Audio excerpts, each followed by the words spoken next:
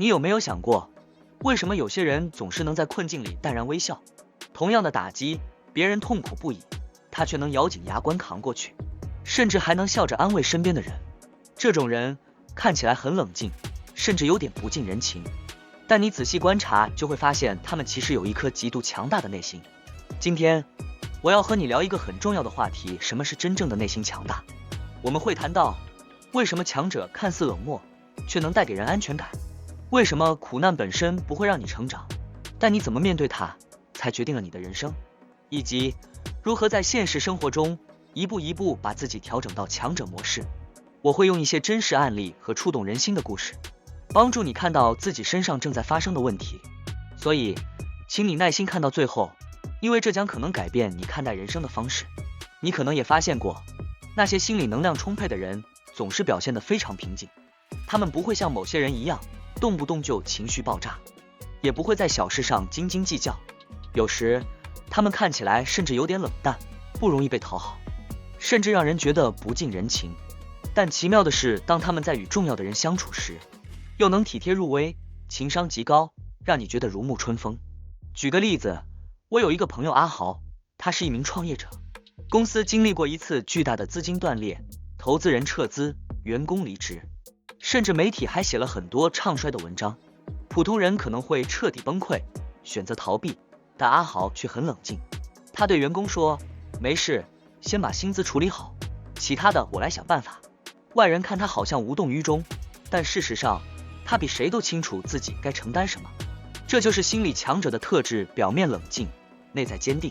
要判断一个人是否真的强大，其实不难，你只需要看一点，他能不能稳稳地活在自己的节奏里。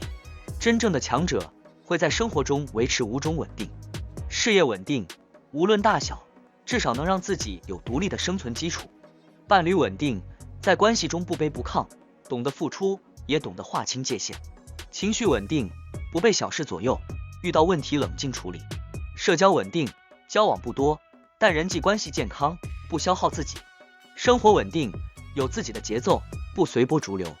比如说，你看到一个人每天焦虑不安，3天2头换方向，遇到挫折就怪别人，那么可以肯定，他的内心还不够强大。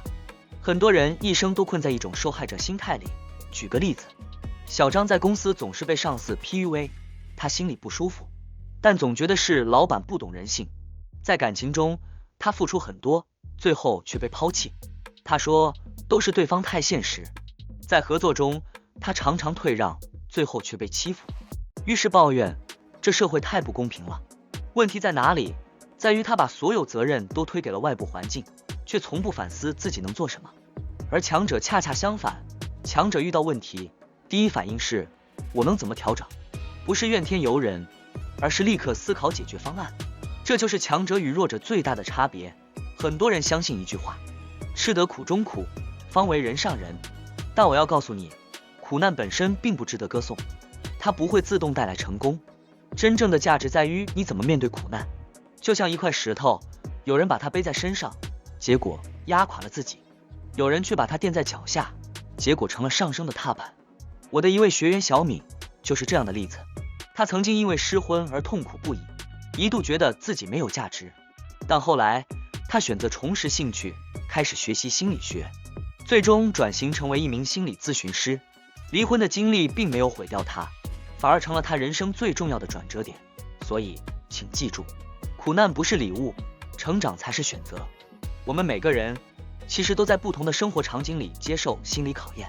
在家庭中，我们常常因为文化和道德的束缚，选择沉默和妥协；在职场里，我们面对上司的压榨，选择忍耐，最后变成了压抑；在感情里，我们委曲求全，拼命讨好，最后迷失了自我；在合作中，我们为了顾全大局，一再退让，最后换来损失。这些场景无一不是在提醒我们，如果不调整心态，不学会强大，人生就会陷入不断的消耗与内耗。当你开始收回能量，不再无条件付出，不再一味讨好，不再随便妥协时，你就会发现一个奇妙的变化。外在世界会瞬间清晰，那些和你能量不匹配的人会自动远离，那些一直消耗你的人会露出真面目。举个真实的例子，我有一个朋友 Lily，以前在感情里总是付出型的人，她为男友做一切，最后却被背叛。后来她痛定思痛，开始专注于提升自己，结果她的生活越来越好，身边也逐渐聚集了欣赏她、尊重她的人。这就是强者模式的力量。不过，要进入强者模式，最大的敌人往往不是外界，而是我们自己。你知道吗？人不仅害怕失败，也同样害怕成功。心理学上称这种现象为约拿情节，人本能的抗拒超越舒适区，抗拒成为更好的自己。所以你需要学会与自己对话。